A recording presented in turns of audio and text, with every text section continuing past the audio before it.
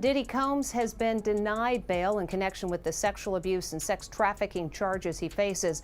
And as Les Trent reports, the music mogul who once traveled by private jet to all those mansions is now in a jail that is notorious for its bad living conditions. Music mogul Sean Diddy Combs spent his first night behind bars inside a facility that is being called Hell on Earth. The Metropolitan Detention Center in Brooklyn is notorious for its appalling living conditions and rampant violence. How bad is it inside this federal lockup? There have been 2 murders, 4 suicides, and numerous stabbings and lockdowns in recent years. It's so out of control inside that 4 federal judges are reportedly refusing to send any more prisoners here.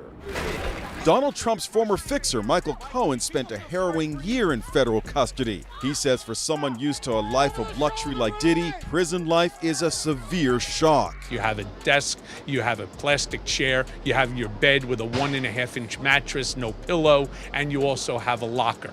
So you basically have 3 feet by 5 feet to move around. So you have a basic 15 square feet. Details have emerged regarding Diddy's alleged abuse at the Metropolitan Detention Center in New York, with reports claiming that he suffered a nervous breakdown after being assaulted. Sources close to Diddy have suggested that he may be contemplating self-harm. Additionally, both Jay-Z and J.Lo are said to be called as witnesses, which has left Diddy fearful.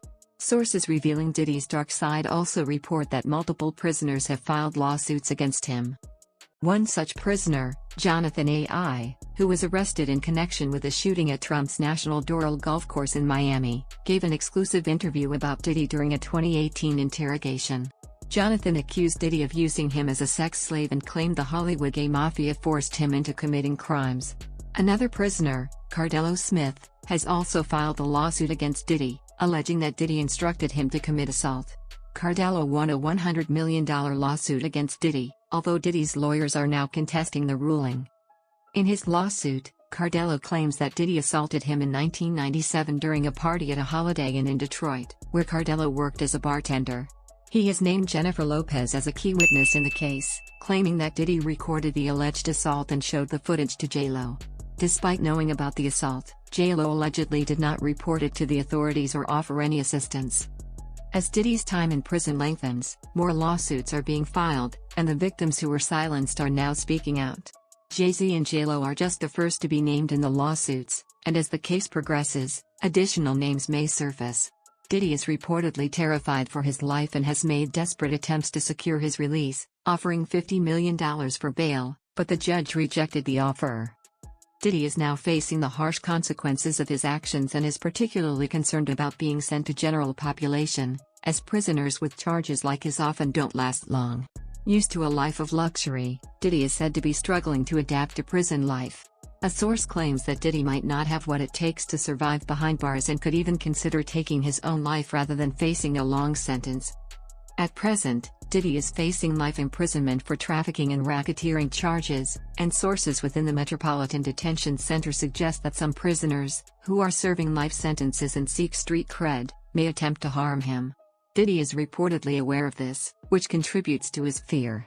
Life inside prison is drastically different from the comfort Diddy is used to, and for someone like him, it will be a challenging adjustment. It is also reported that Diddy allegedly drugged his victims, even minors, or had guards hold them. This is his first encounter with real criminals who aren't intimidated by him. Jay-Z, worried about his own future, is trying to prevent the lawsuit filed against him from gaining traction.